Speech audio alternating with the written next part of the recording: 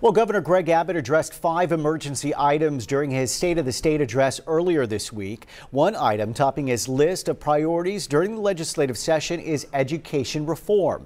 Chris 6 News reporter Ashley Portillo has that story. There are many sides to the school funding challenge in Texas. Some say one major issue is the system is heavily dependent on property tax values.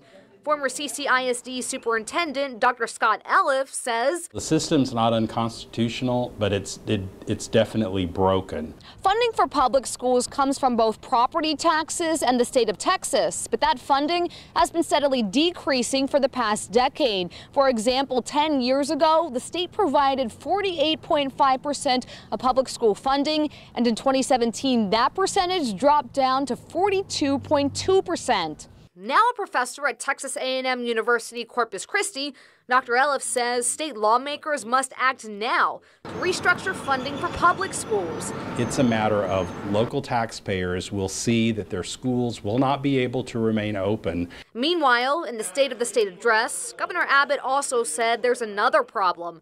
Only about 40% of third graders are reading at grade level by the time they finish third grade. But to improve that alarming statistic, Governor Abbott says it starts with paying teachers more.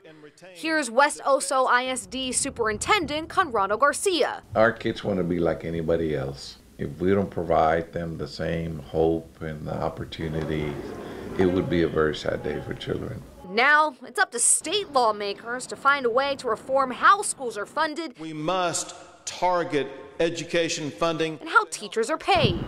Ashley Portillo, Chris 6 News. And